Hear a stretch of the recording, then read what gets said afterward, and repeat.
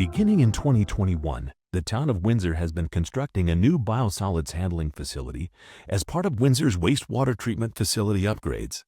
Since the current wastewater treatment facility opened in 1995, it has used a lagoon system for biosolids treatment and disposal.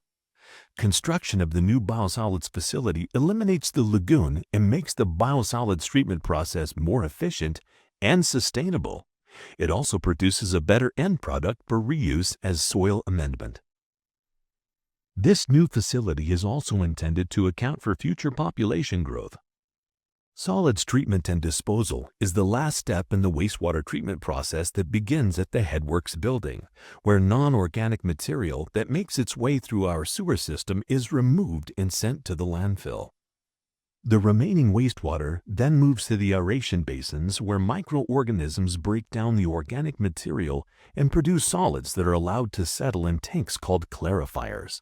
The clear water remaining is disinfected using ultraviolet light and discharged to the Poudre River. The leftover solids are either reused in the treatment process or removed as biosolids and pumped into the new biosolids handling facility. The biosolids facility is one of many upgrades coming to Windsor. We're expanding and needing to upgrade.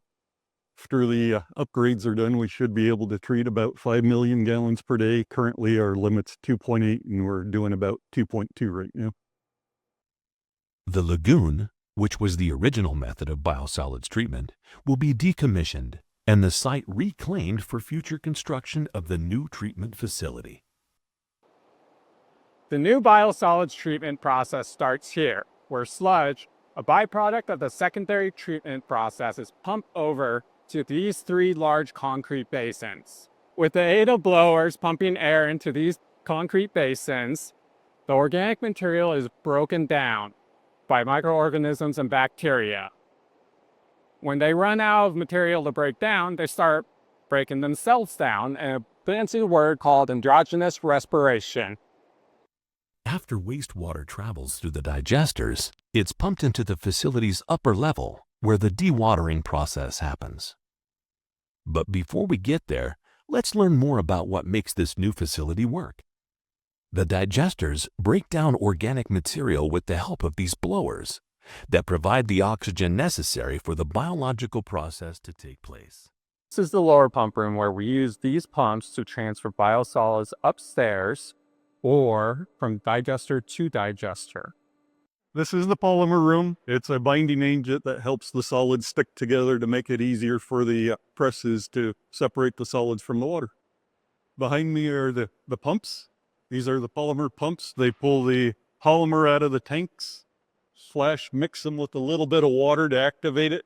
Then it's sent up to the actual presses to start the process of separating the water from the biosolids.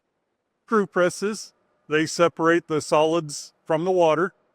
The chemical you saw downstairs is the polymer. It mixes on the end of the presses here with the mixture that's coming from the digester.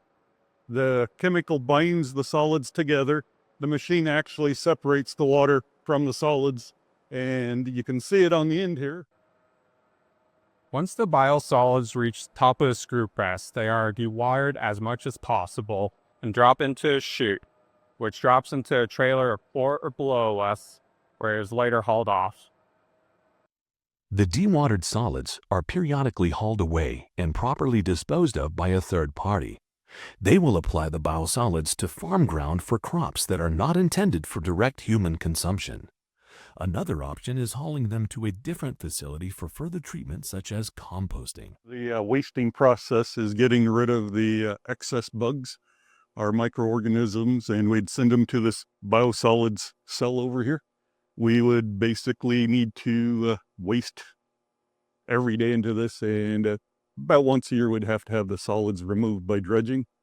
So we're talking anywhere from like 3 million to 5 million gallons over a month and a half period of dredging, and you're talking 500 to 800 semi-loads of tanker trucks leaving with the sludge in it, doing it the way we were doing it.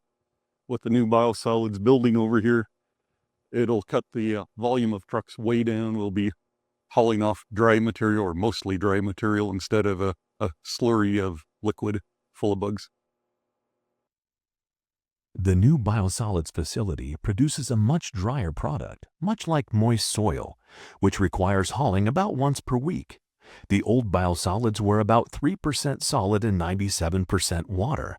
Now, the dewatered solids are about 20% solids and 80% water. Doesn't sound like much, but it makes a huge difference in the volume of hauling required. The decrease in the volume of solids handling helps to maximize the efficiency of the biosolids handling process and allows for future growth. The biosolids handling facility was the first project in a series of upgrades to Windsor's wastewater treatment facility. Windsor's wastewater utilities are a vital service to the function of our town, and we are so excited to share more about how we are shaping the future of the wastewater treatment facility.